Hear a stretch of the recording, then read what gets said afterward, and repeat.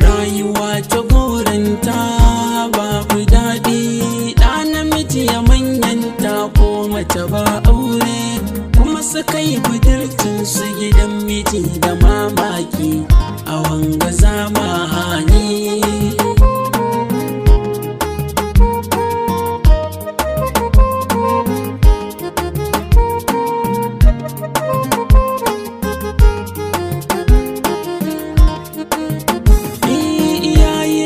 Zan ba ku shawara ku karɓe ta, ‘ya'yanku da sun tasa ku sa su a makaranta, ku ringa kula da rayuwarsu ku bibiye ta, in kuka bar su kamar gida ne ba kyaure.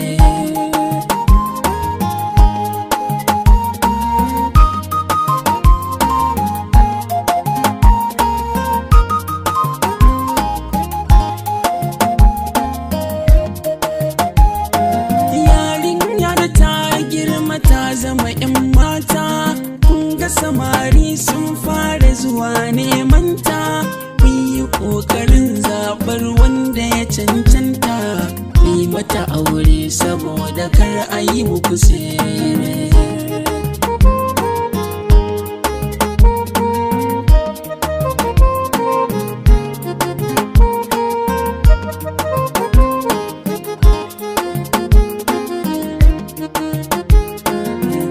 Sirfa ta yi yawa wannan zamani, mata kuma sun yi yawa an shiga rudani, ƙarya kuma ta bi jiki ta kowane fanni, sannan lefe ya hana kowa ya yi aure.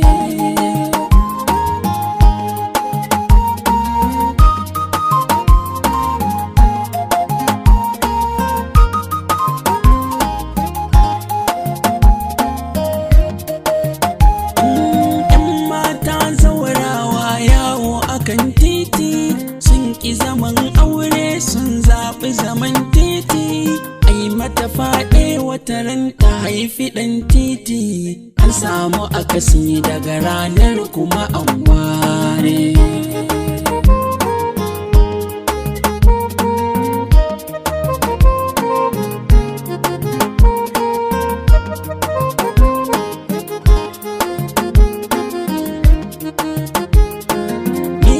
Zan samu mai sona na aure ta, ba ruwa na da girmanta kuɗi ko mota, burina na yi aure nima in huta, kunga na girma saboda na zama mai aure.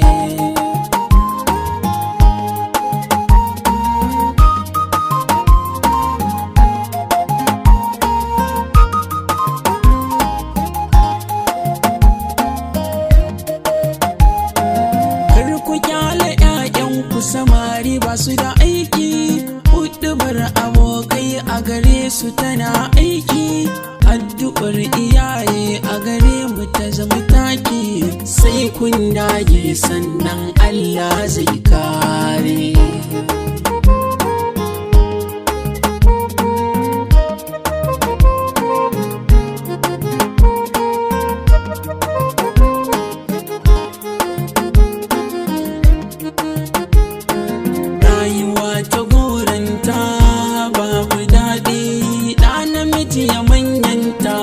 Mace ba aure, kuma su kai budurcin su gidan miji da mamaki a wanga zamani.